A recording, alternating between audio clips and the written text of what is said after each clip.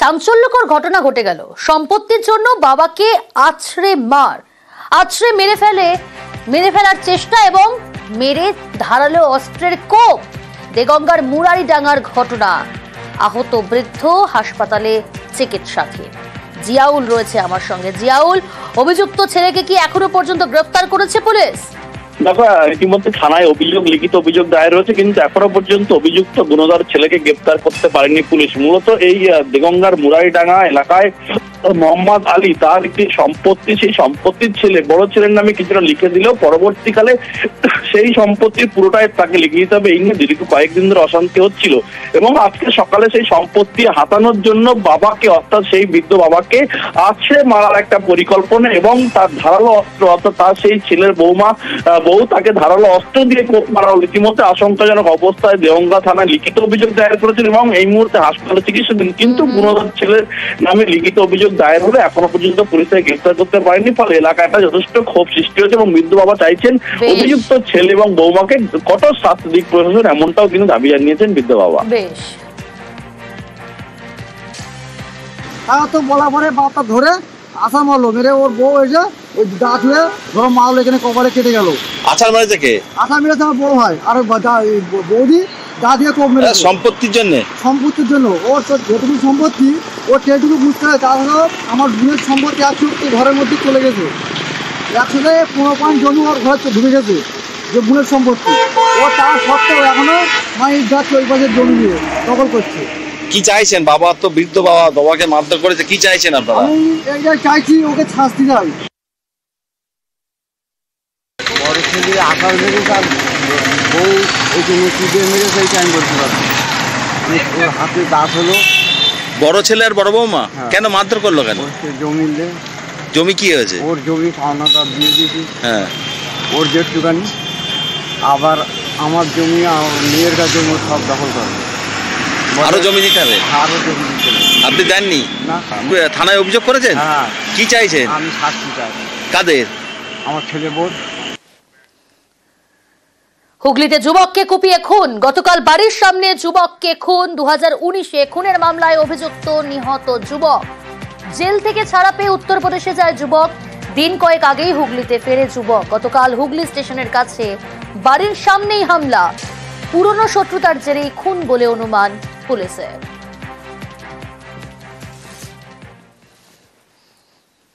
কোনো ঝুট ঝামেলাই ছিল না।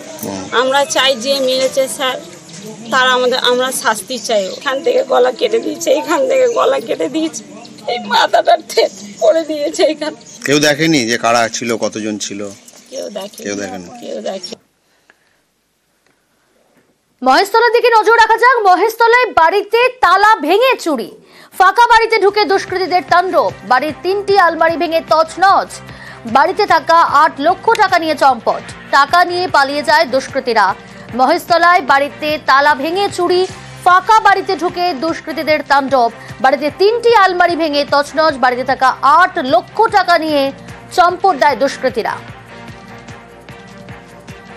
আমি রাত্রে বাড়ি ছিলাম না, একটা অনুষ্ঠান পারপাসে আমি গিয়েছিলাম।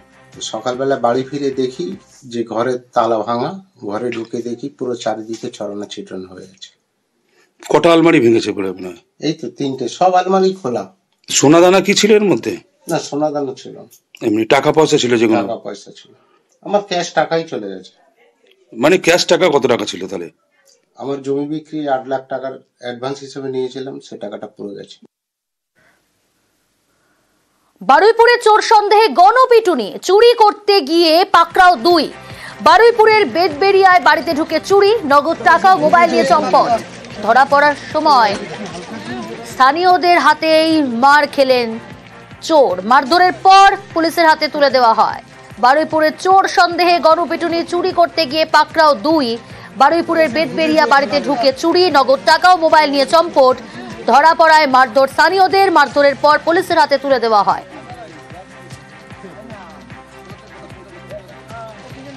বাড়িতে তো আমরা বেহুশ হয়ে সব ঘুমিয়ে আছি।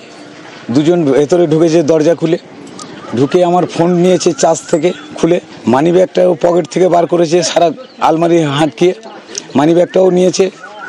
নিয়ে সবে বার হবে, আমাদের পাড়ার যে নকুলদা আছে, নকুল ওনার ছেলেরা রাত্রি ডিউটি দেয়, এইসব কাঁঠাল আম ঠাম চুরি হচ্ছে বলে ওদের হাতে ডাইরেক্ট আমার বাড়ির সামনে গেটের সামনে ধরা পড়ে যায়। এবার যখন আমার ফোন খুঁজছি তখন দেখি না অটোমেটিক ওর ফোনে ওর পকেটে ফোন বাজছে এবং টাকা মানি ব্যাগও ওর পকেট থেকে ফের বার হলো, স্বীকার করলো হ্যাঁ নিয়েছি দাদা, আমি ভুল করে ঢুকে গেছি।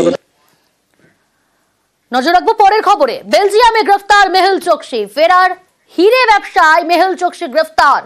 বেলজিয়ামে গ্রেফতার মেহুল চোকসি। আরো ডিটেল আপনাদের জানাবো, মৈত্রেয়ী রয়েছে আমার সঙ্গে। মৈত্রেয়ী, কোথা থেকে গ্রেফতার হলো তিনি? দেখো, বেলজিয়াম থেকে গত শনিবার দিন মেহুল চোকসিকে গ্রেফতার করা হয়েছে বলে বেলজিয়াম অথরিটি তারা কনফার্ম করেছে এবং মেহুল চোকসিকে ভারতে ফেরানোর অর্থাৎ এক্সট্রাডিশনের প্রসেস শুরু হয়েছে। ভারতের তরফ থেকে রিকোয়েস্ট জমা পড়েছে, এমনটাই কিন্তু জানিয়েছে বেলজিয়াম অথরিটি। মেহুল চোকসি, যিনি 2018 সাল থেকে এই হিরে ব্যবসায়ী, যার পাঞ্জাব ন্যাশনাল ব্যাংকের প্রায় 14,000 কোটি টাকার ব্যাংক ফ্রড করে, সেখানকার ঋণ ফ্রড করে সেই স্ক্যামের পরেই তিনি দেশ ছাড়েন এবং শুধু তিনিই নন, তার সঙ্গে তার ভাইবোন নীরব মোদি, তিনিও একই সঙ্গে দেশ ছেড়েছিলেন এবং তারপর থেকেই কিন্তু ইউরোপের একাধিক দেশে লুকিয়ে বেড়াচ্ছিলেন এবং পালিয়ে বেড়াচ্ছিলেন মেহুল চোকসি। এবং যেটা শেষ খবর পাওয়া যায় যে বেলজিয়ামের একটি হাসপাতালে তিনি তার চিকিৎসা করানোর জন্য এসেছিলেন এবং সেখান থেকেই ভারতীয় এনফোর্সমেন্ট এজেন্সিজ ইডি এবং সিবিআই তার খবর পায় এবং সেখানে বেলজিয়ামের অথরিটিকে জানানোর পরই বেলজিয়ামে তাকে গ্রেফতার করা হয়েছে। এই মুহূর্তে বেলজিয়ামের জেলে রয়েছেন তিনি এবং ভারতে ফেরানোর প্রসেস চলছে তাকে। বেশ।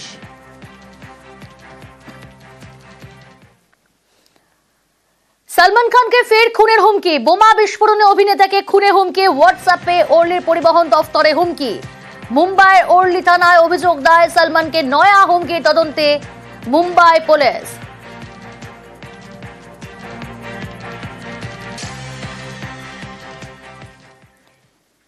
জন্মবার্ষিকীতে আম্বেদকর স্মরণ দিল্লিতে। সংসদ চত্বরে স্মৃতিসৌধে শ্রদ্ধা রাষ্ট্রপতি প্রধানমন্ত্রীর। সংবিধান রচয়িতার সম্মানে প্রেরণাস্থলে শ্রদ্ধা সোনিয়া রাহুল খাড়গেরও। और अब माननीय प्रधानमंत्री श्री नरेंद्र मोदी बुद्ध बाबा साहेब के लिए सम्मान। कांग्रेस नेता राहुल गांधी जी। ওপার বাংলার খবরের দিকে নজর রাখা যাক। বাংলাদেশে আক্রান্ত অসম্মানিত মুক্তিযোদ্ধারা সরব শেখ হাসিনা আগুন নিয়ে খেললে তাদের নিজেদেরই পড়তে হবে। তদারকি সরকারের বিরুদ্ধে অডিও বার্তায় কড়া আক্রমণ মুজিব কন্যার। এই আগুন নিয়ে যে খেলা তারা শুরু করেছে, এই আগুন নিয়ে খেললে সেই আগুনে নিজেদেরও পড়তে হয়, এটা তারা ভুলে গেছে। আমাদের ইতিহাস মুছে ফেলা হচ্ছে, স্বাধীনতা সংগ্রামের সকল চিহ্ন মুছে ফেলা হচ্ছে। এত বড় আত্মত্যাগ, সেই আত্মত্যাগের সব স্মৃতি আজকে মুছে ফেলা হয়। মুক্তিযোদ্ধাদের গলায় যুদ্ধের মালা পরানো, তাদেরকে অপমান করা। যে সব জায়গায় মুক্তিযুদ্ধ হয়েছিল, আমরা প্রত্যেকটা জেলায় একটা করে মুক্তিযুদ্ধ কমপ্লেক্স গড়ে তুলি, যাতে ইতিহাসগুলি যেন আমাদের প্রজন্মের পর প্রজন্ম জানতে পারে। সেগুলি আজকে সব জ্বালিয়ে পুড়িয়ে ছারখার করা হয়েছে। আমি জানি না ডক্টর ইউনূস কি এই জবাব কোনোদিন দিতে পারবে, কেন সে এই ঘটনা ঘটাচ্ছে। এই একটা সুদখোর, ক্ষমতালিপ্সু, অর্থলিপ্সু, আত্মকেন্দ্রিক ব্যক্তির ক্ষমতার লোভ, বিদেশের সাথে চক্রান্ত করে বিদেশি অর্থ নিয়ে আজকে দেশটাকে ধ্বংস করে দিয়েছে। আর সেই সাথে ওই বিএনপি জামাত তাদের দখলদারি, খুন, নির্যাতন একই সাথে তারা চালাচ্ছে। সব অপরাধ হলো আওয়ামী লীগের। এই ফ্যাসিবাদী জঙ্গি ইউনূস আজকে আমাদের দেশটাকে তার ক্ষমতার লোভের আগুনে জ্বালিয়ে পুড়ে ছারখার করে দিচ্ছে। এখন আমি বলবো যে ওই কবরের থেকে লাশ তোলা হোক, ফরেন্সিক করা হোক, বিদেশি বিশেষজ্ঞ আইনে পরীক্ষা করা হোক, প্রত্যেকটা হত্যাকাণ্ড যে পরিকল্পিতভাবে করা সেটা প্রমাণ হবে। এখানে আমিও হত্যা করিনি, আমার আওয়ামী লীগের কেউ হত্যা করে নাই, পুলিশ বাহিনী করে নাই, বরং পুলিশ তারা হত্যা করেছে। 15 জুলাই থেকে যত হত্যাকাণ্ড এবং যত ধ্বংসযজ্ঞ চলেছে, অগ্নি সন্ত্রাস চলেছে, কেন এটা বিচার হবে না? কারণ এটা যে ইউনূস সাহেব নিজে করিয়েছে, সে তো পরিকল্পিতভাবে সব করে। যে এর দায় তাকে নিতে হবে এবং এর বিচার একদিন তার হবে এবং যারা এই হত্যার সঙ্গে জড়িত তাদের বিচারও হবে। শিবিরের ক্যাডার, তাদেরকে পুলিশের ড্রেস পরিয়ে নামিয়েছে। বিএনপি তো ব্যস্তই আছে লুটপাটে, প্রতি পদে পদে মানবাধিকার লঙ্ঘন করে যাচ্ছে। এই অবস্থা বেশি দিন চলতে দেওয়া যাবে না।